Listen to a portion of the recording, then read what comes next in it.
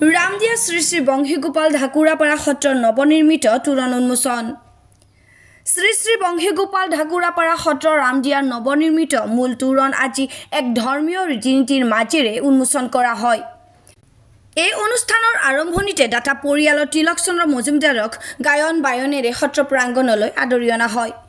ইয়াৰ পিছত জ্যেষ্ঠ ভকত বদন ডেকাই বন্তি প্ৰজ্বলন কৰাৰ অন্তত প্ৰয়াত নন্দেশ্বৰ মজুমদাৰ বৰবায়ন আৰু মেমতৰা মজুমদাৰৰ সোঁৱৰণত তেখেতৰ সুযোগ্য পুত্ৰ তথা বিশিষ্ট সাহিত্যিক শিক্ষাবিদ তিলক চন্দ্ৰ মজুমদাৰ আৰু বোৱাৰী উপমা মজুমদাৰে দান কৰা তোৰণখন দাতা পৰিয়ালৰ হৈ আনুষ্ঠানিকভাৱে উদ্বোধন কৰে বৰপেটা সত্ৰ ডেকা সত্ৰাধিকাৰ গৌতম পাঠকে। নামফলকৰ ফলক উন্মোচন কৰে নাৰায়ণ আতয়ে। তদুপলক্ষে দিনৰ 12 বজাত এখনি সভা অনুষ্ঠিত হয়। শ্ৰী শ্ৰী বৰপেটা সত্ৰৰ ডেকা সত্ৰীয়া গৌতম পাঠকৰ সভাপতিত্বত অনুষ্ঠিত সভাত মুখ্য অতিথিৰূপে অংশগ্ৰহণ কৰি থানেশ্বৰ মালাকৰে কয় নামঘৰে সকলোকে একত্ৰিত কৰি বান্ধি ৰাখিছিল। নিৰ্দিষ্ট বক্তাৰূপে অংশগ্ৰহণ কৰি অসম শিল্পী কাননৰ সম্পাদক প্ৰধান মৃদুপৱন বৰাই কয় সামাজিক প্ৰাণী হিচাপে সকলোৱে সম্প্ৰীতিৰে বসবাস কৰিব লাগিব। বিশিষ্ট অতিথিৰূপে অংশগ্ৰহণ কৰি শ্ৰী শ্ৰী বৰপেটা সত্ৰৰ বুঢ়া ভকত নাৰায়ণ আতয়ে কয় গুৰুজনাৰ দৰ্শনতে নিহিত আছিল মানৱতাবাদ। অসমীয়া জাতিৰ নামঘৰ সত্ৰৰ গুৰুজনাৰ আদৰ্শৰ প্ৰতীকৰূপে চিহ্নিত হৈ আছে। সভাত দাতা পৰিয়ালৰ ৰিংকু মজুমদাৰ, ঋত্বিক মজুমদাৰ, তোৰণ নিৰ্মাতা ভূপেন ডেকা, দীপাংকৰ মহন্ত, মিনতী মহন্ত, দীপ্তি মহন্ত, মঞ্জুমণি মজুমদাৰ, বৰপেটা সত্ৰৰ সদস্য হৰমোহন দাস, বৰপেটা সত্ৰৰ ভৰালী, ৰঞ্জিত ভৰালী, লোহিত ভৰালীকে ধৰি কেইবাগৰাকী বিশিষ্ট লোক উপস্থিত থাকে।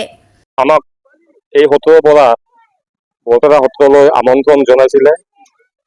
মহাপুৰুষ মাধৱে স্থাপিত এইখন সত্ৰত যি নৱনিৰ্মিত তোৰণ, সেই তোৰণখন উন্মোচন কৰিবৰ কাৰণে আমাক আমন্ত্ৰণ জনাইছিলে। আৰু ভকতৰ আমন্ত্ৰণ ৰক্ষা কৰি আমি বৰপেটা সত্ৰৰ পৰা এই সত্ৰত আহি উপস্থিত হৈছিলোঁ আৰু আমাৰ দ্বাৰা এই তোৰণখন উন্মোচন কৰা হৈছে।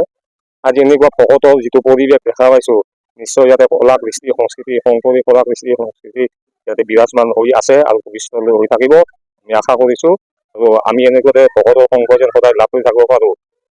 জনা গুৰুৰ যিটো আদৰ্শ, এই আদৰ্শ যেন এই ইয়াৰে স্থানীয় ভাৱ বান্ধৱসকলে অনাগত দিনলৈ ভৱিষ্যতলৈ আৰু বহল দৃষ্টিত বিকশিত কৰিব পাৰে আমি ভগৱন্ত চৰণৰ প্ৰাৰ্থনা জনাইছোঁ। গুৰুজনাৰ পৰা আশীৰ্বাদ বিচাৰিছোঁ। আমি ইয়াকে কামনা কৰি এতিয়া আমি সত্ৰৰ পৰা বৰপেটা সত্ৰলৈ যাত্ৰা আৰম্ভ কৰিব বিচাৰিছোঁ। সৰ্বগুণা কৰা একাকাৰী নাই তেওঁ পাব। যি নহওক মই এই সত্ৰৰ মজুমদাৰৰ দায়িত্ব কৰি আছোঁ।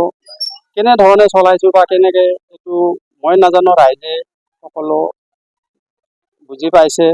গতিকে আমাৰ এই সত্ৰখনৰ এটা বহুত পুৰণীয়া এটা যিটো আশা আছিল সেইটো আজি পূৰণ হ'ল যে আমাৰ তিলক চন্দ্ৰ মজুমদাৰ আমাৰ পিতৃ সম্পৰ্কীয়, পিতৃ বৰাবৰৰ তেখেত আমাৰ।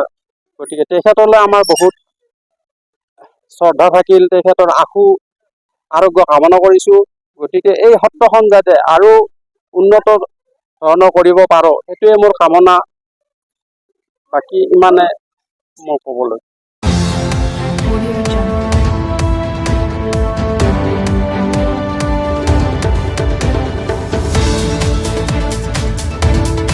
হাজোৰ পৰা কমলাকান্ত দাসৰ ৰিপৰ্ট, ইত্যাদি A to Z।